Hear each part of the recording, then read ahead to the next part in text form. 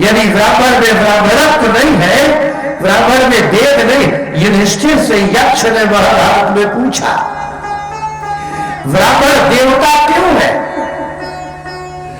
ब्राह्मण को भूसो महिषो क्यों कहा जाता है, धरती का देवता ब्राह्मण को क्यों कहते हैं। आपने यक्ष के एक दो प्रश्न पढ़े होंगे, पढ़िए, बहुत प्रश्न है, बहुत ज्यादा वन पर्व में महाभारत में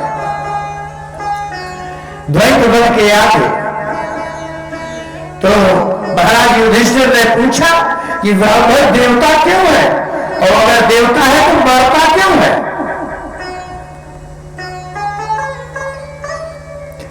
तो उसमें मनुष्यता क्यों है, तो ब्राह्मण मनुष्य क्यों है और ब्राह्मण देवता क्यों है। तो युधिष्ठिर ने कहा वो वेद को धारण करता है इसलिए वो देवता है, लेकिन वो शरीर मृत्यु लोक का है इसलिए मनुष्य है, मरता है। इसलिए ब्राह्मण का ब्राह्मणत्व दैवत्व यही है कि वो वेदज्ञ है। और वैसे भी संसार में कौन है जो वेद को धारण करता है, कितने हैं, कितनी जाति के लोग हैं जिनको वेद का ज्ञान है, कौन है। भारत में यदि वेद मिल रहे हैं ब्राह्मण के बल पर, यदि पुराण मिल रहे हैं, पुराणों का अनुवाद मिल रहा है तो ब्राह्मण का है।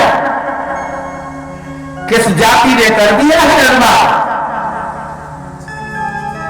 ब्राह्मण वेद का। इसलिए भगवान कहते हैं ब्राह्मण मेरी आत्मा है, क्योंकि जिस दिन धरती में ब्राह्मण नहीं रहेंगे उस दिन ईश्वर भी नहीं रहेगा, क्योंकि ईश्वर की प्रतिष्ठा वेद मंत्रों से है और वेद मंत्रों को बताने वाला ब्राह्मण है। इसलिए ब्राह्मण महीश्वर है, पृथ्वी का देवता है, और उसका ब्राह्मणत्व नष्ट हो जाए तो मनुष्य है।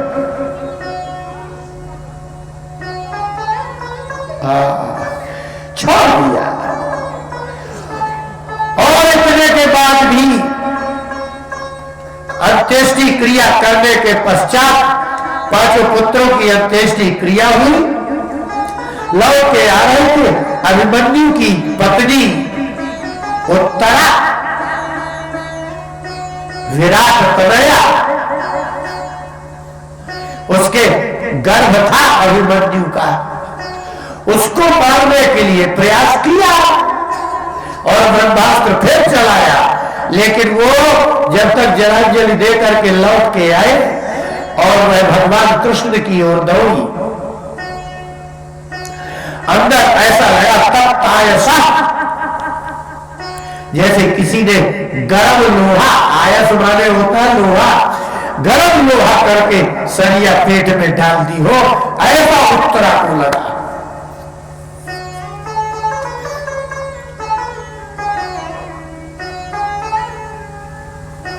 दौड़ी और उसने कहा कि पाहि पाहि महायोगिन देव देव जगतपते, हे जगत के रक्षक, आप रक्षक के संरक्षक यो ही गर्भे, जो माता के गर्भ में अंडा के भीतर, धरती के भीतर बीजों की रक्षा करता है, वो आप हो। हे जगत के रक्षक, हे महायोगी, आप हमारी रक्षा कीजिए।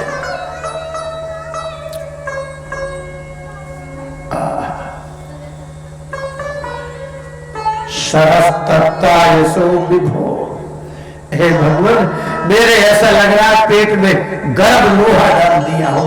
भगवान ने प्रवेश किया और ब्राह्मण के द्वारा छोड़े हुए ब्रह्मास्त्र से बच जाता, कोई बचता ही नहीं, बचा ही नहीं।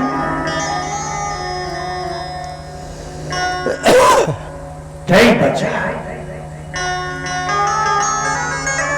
भगवान को कहीं जाने की जरूरत नहीं है, और वो वहां ही गए, अंदर ही तो थे। चतुर्भुज स्वरूप धारण किया और प्रकट हो गए, जीवित कर दिया। और इतना ही नहीं, जीवित ही नहीं किया, गर्भस्थ बालक को साक्षात दिखाई भी दे रहे थे।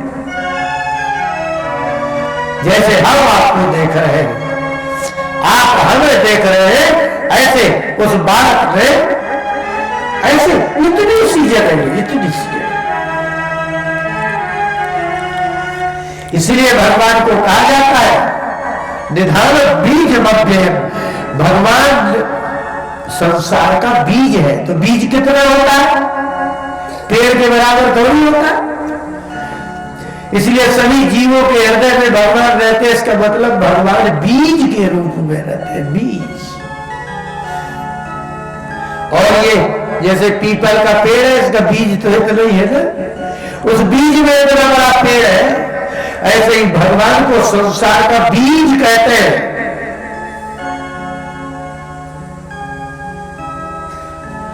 इस संसार को ही पीपल का पेड़ कहते हैं।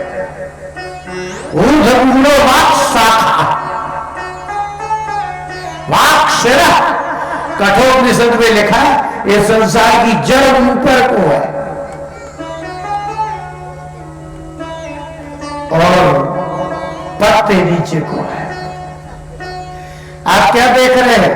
नीचे जड़ है, पेड़ के ऊपर पत्ते हैं ना, लेकिन ये संसार की जड़ ऊपर है। छंदांसी यस्य पर्णानि, और वेद इसके पत्ते हैं संसार के। यस्तवेद सवेदवित्, वेद वेदता वही कहा जाता है जो संसार के वृक्ष को जानता है।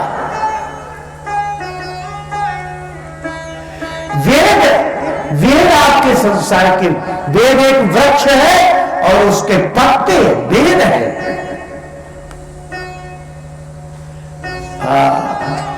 तो भगवान ने दर्शन भी दिए और वहां से उनको जीवित करके बाहर निकल आए। कुंती ने बड़ी स्तुति की, बड़ी प्रार्थना की, भीष्म पितामह ने भी प्रार्थना की। महाभारत युद्ध समाप्त हो गया और युधिष्ठिर को राज्य प्राप्त हो गया। लेकिन राज्य में आनंद नहीं आया क्योंकि परिवार के सब लोग समाप्त हो गए। 100 में 100 पुत्र मारे जाने के कारण धृतराष्ट्र की 100 बहुएं ही थी।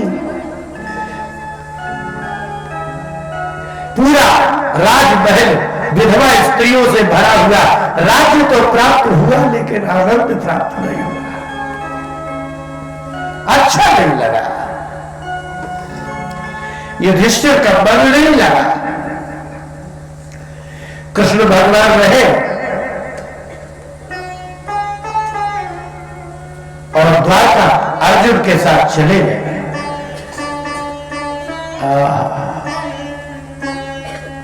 प्रभु का भजन तुझको करना